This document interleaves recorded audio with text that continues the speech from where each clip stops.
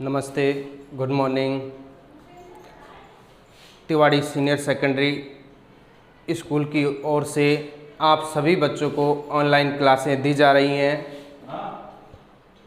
और मैं आज आपको 10th क्लास का एसएस पढ़ा रहा हूं और उसमें इससे पहले हमने सरकार की परिभाषा, लोकसभा और आज हम राज्यसभा के बारे में पढ़ेंगे।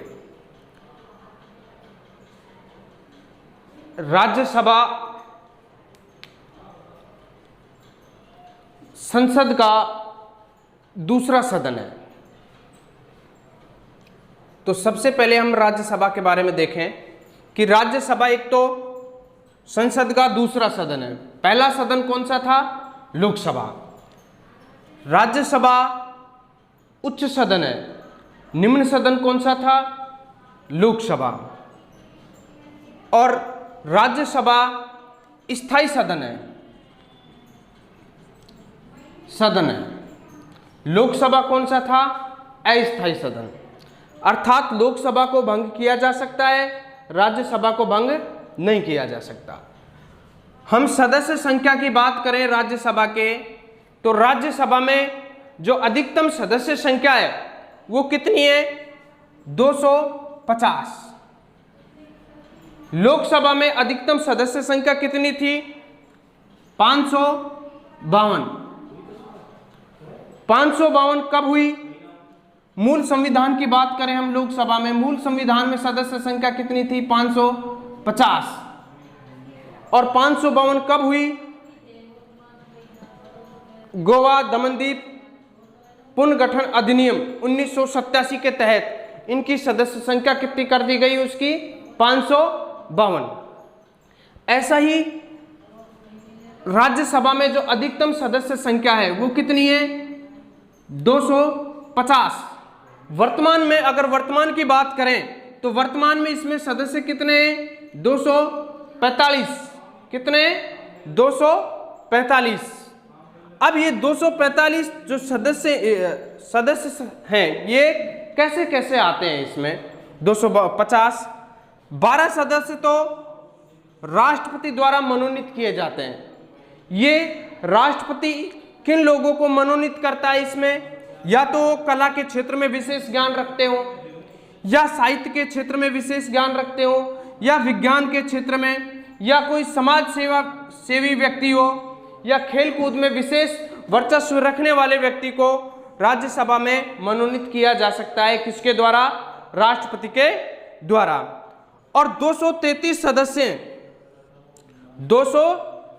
सदस्य हैं जो राज्य विधानमंडलों द्वारा निर्वाचित किए जाते हैं। किसके द्वारा? राज्य विधानमंडलों के द्वारा निर्वाचित किए जाएंगे। कितने? 233 सदस्य। इन सदस्यों का चुनाव कैसे होगा? चुनाव जो प्रक्रिया है वो अनुपातिक प्रतिनिधित्व एकल संक्रमणीय मत पद्धति के द्वारा इनका चुनाव किया जाएगा। इनके चुनाव कौन करेंगे? राज्य और संघीय क्षेत्रों के विधानसभाओं के सदस्य इनके चुनाव में क्या लेंगे? भाग लेंगे। ये व्यक्ति हैं जो इनके सदस्यों का चुनाव करेंगे राज्यसभा के। अब राज्यसभा के जो सदस्य हैं उनके लिए क्या क्या योग्यताएं होनी चाहिए? योग्यताएं कौन कौन सी हैं? पहला तो भारत का नागरिक हो, दूसरा उसकी आयु 30 वर्ष हो या इससे अधिक हो, तीसरा सुप्रीम कोर्ट और हाई कोर्ट के द्वारा पागल या दिवालिया घोषित न किया गया हो, और भारत सरकार तथा राज्य सरकार के अधीन किसी भी लाभकारी पद पर न हो, वह व्यक्ति राज्यसभा का सदस्य हो सकता है। इसके राज्यसभा के कार्यकाल की बात करें तो कार्यकाल इसका 6 वर्ष का होता है, मुख्य रूप से 6 वर्ष का। यह एक स्थायी सदन है, इसको कभी भी भंग नहीं किया जा सकता। स्थायी सदन है इसलिए सदस्यों का कार्यकाल 6 वर्ष का होगा और राज्यसभा के 1/3 सदस्य, मुख्य बातें हैं, राज्यसभा के 1/3 सदस्य प्रति 2 वर्ष बाद, राज्यसभा के 1/3 सदस्य प्रति 2 वर्ष बाद सेवानिवृत्त हो जाते हैं। यानी 2 वर्ष पश्चात 1/3 सदस्य नए आते हैं, सेवानिवृत्त हो जाते हैं। पदाधिकारी इसमें कौन कौन से होंगे राज्यसभा के अंतर्गत? एक तो सभापति होगा और एक उपसभापति होगा। राज्यसभा का सभापति कौन हो सकता है? उपराष्ट्रपति।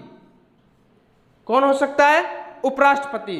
यानी उपराष्ट्रपति, जब ये राज्यसभा का सभापति होगा तब इसका कार्यकाल कितना होगा? 5 वर्ष का।